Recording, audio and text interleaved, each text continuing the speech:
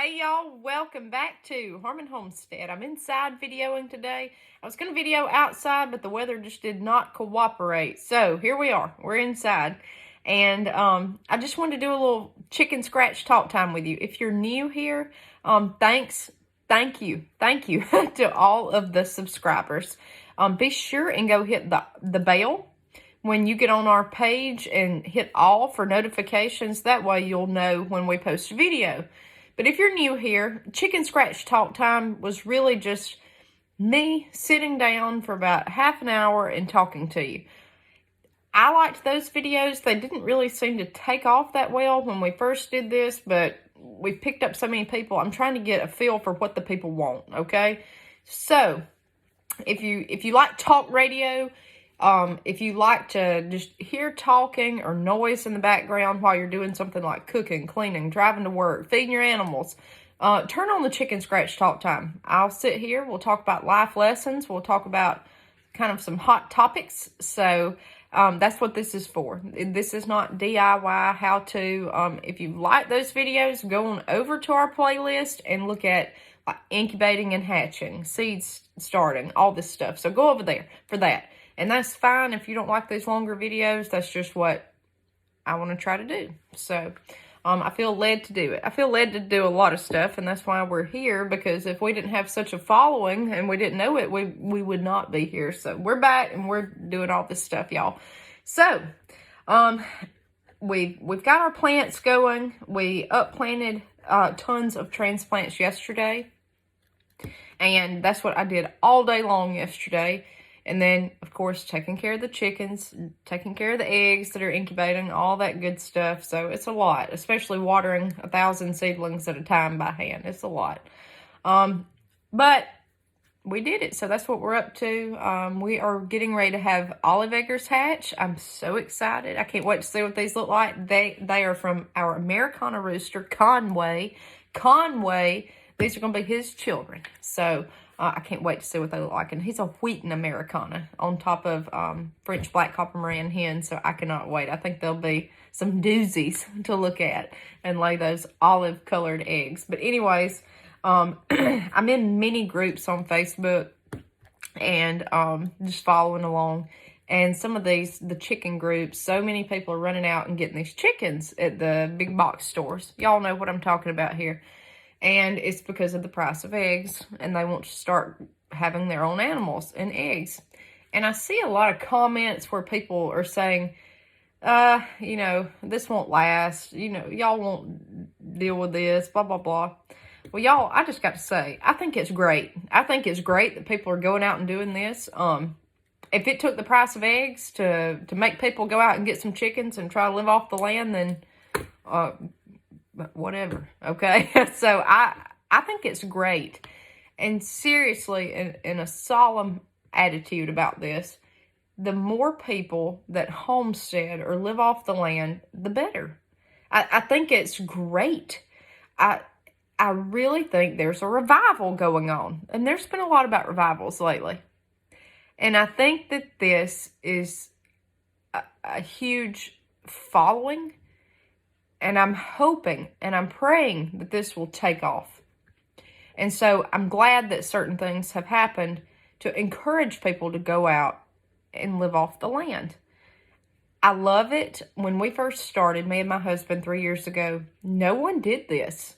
No one enjoyed this. No one liked this. No one even knew what we were talking about. They probably thought like I just went out and flipped my lid and wanted to have chickens. I mean, it was like no one. And then the next year, it's like, well, you stuck through the first year, And we actually did well. We did well with our crops. We did well with stuff we tried. We did great with our stackable planters, the mop buckets growing in that. Our pasture garden had a beautiful harvest.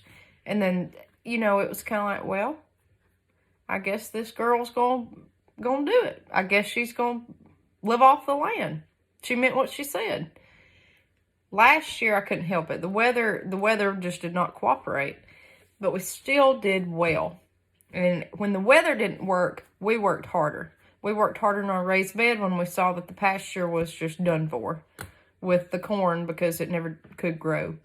And we had more food put up last year than we did the year before. Where we didn't have as many beans, we had more squash. Where we didn't have corn, we had cucumbers. It was just, you know, one for the other. And people see that we meant business, and we meant business to try to grow our own food because it's fun, it's a hobby, and we enjoyed it. And when I got my first hens 3 years ago, 6 hens and a rooster for my birthday in my first coop, I loved it so much that I went back and got 6 chicks from a feed store, and then it just spiraled from there. And I'm hoping that all these people that have went out and done this, I'm hoping that it'll lead to more and more and more, as long as they're able to take care of the animal. I got a feeling a lot of these people this year that went out and got chickens have never had a garden. I got a feeling a lot of people are going to want to have a garden this year. I've got a very good feeling. I just feel like this year is the year. If everybody could get into this, we would be so connected, and we would be sustainable as a people, as a homesteading community. Y'all, agriculture goes back to the beginning. What was the first occupation? Agriculture's always been here, and it always will be. And I think we've pulled away from it with technology, and I'm hoping that we can get back to it. Now, technology's great. You're watching me right now on technology. I feel like I've helped a lot of people by technology, and I know a lot of people have helped me, okay, by watching them do this stuff. I feel like technology's great if it's useful and learning and fun and everything in moderation, but I do feel like you need to get out there and put your hands in the dirt too. Y'all, I was a girl that grew up around this stuff, and we moved to town, and there was no such means of any of this stuff. And y'all, that took a toll on me, not to be able just to go outside barefoot and put my feet in the dirt after something was plowed up. Like, I love that. And I know I sound like Green Acres here, but I do. I love it. And I want other people to get into this. I feel like we are having a revival. And I want the younger people to be into this, because we're going to be dependent on one of these days. We're going to have to teach the next generation. And I want this generation to get into this. Whatever it takes, I'm glad. I am glad, y'all. I'm so glad that people are reaching out and asking advice and wanting to do this. The next step is trying to help everybody through this. If you are already homesteading, help everybody succeed. That's the next step. Help them, teach them, like we're trying to do. Because if we didn't have people help us, we would not be here. We would not. Random tips off the internet have helped us. Random advice has hurt us by messing up and getting it backwards. Help this younger generation. If you're older and watching this, help them, because they need it. I need it. I need all the help I can get, and I know these people will too. I think that if more people can live off the land, the community will be more tight knit, and it will help. It's better for you. I enjoy it. I enjoy everything about it. I love this. I want it to continue. And don't get fed up with it. Don't get bored. If you're younger and you're into this, and just say that you're going to plant beans this year, bush beans, okay, and you're going to plant corn. Well, go out there and try an eggplant. Go out there and try some basil, try some herbs. And if you can't grow it inside, go buy it. Go buy it and do it. Then next year, that's what I did the first year. And then next year, you'll be wanting to start your own seeds indoors. And then you'll be wanting a greenhouse. And then you'll be wanting to do this. And then you'll be wanting to sell it to everybody in the county. That's how this starts. Go out and do something that's sustainable and basic, but do something also that piques your interest. We grew cuckoozy gourds last year. I love the things. I loved them. We grew some sunflowers. They were a complete flop. I did better going and getting, you know, just basic old stuff. It's back and forth, back and forth. You've got to learn. And the only way to learn with this type of stuff is to stick with it and keep trying. That's the only way you're going to learn, is literally from the school of hard knocks, okay? That's what this is all about. You're going to have failures. You're going to have bad years where weather doesn't help. I was discouraged last year. I really was. I wanted this big, beautiful garden. I had been spoiled with it the year before. I thought it was going to be the exact same way.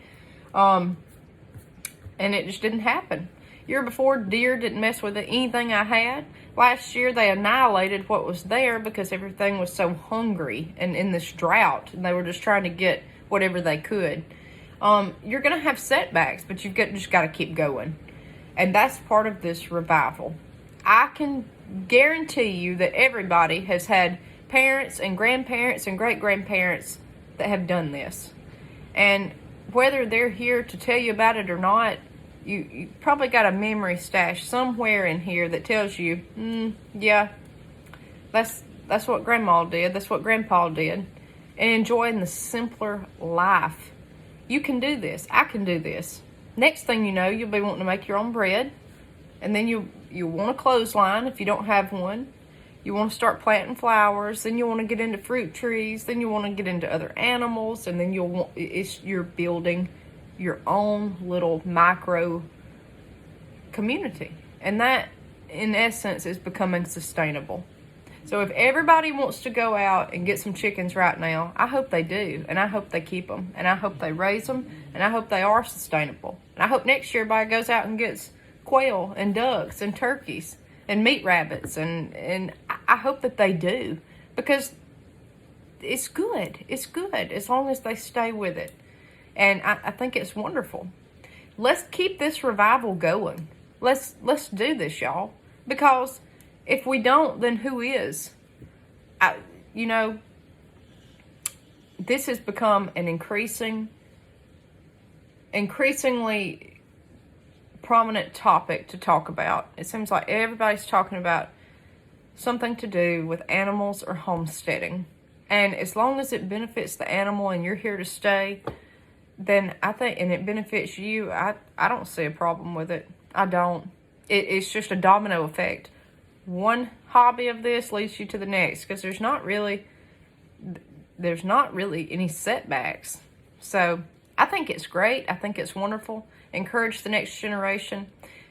Our chicken scratch talk times, guys, are where we sit here and talk to you. And that's what we're doing today. Keep this revival going, y'all. We'll see you next time on Harmon Homestead.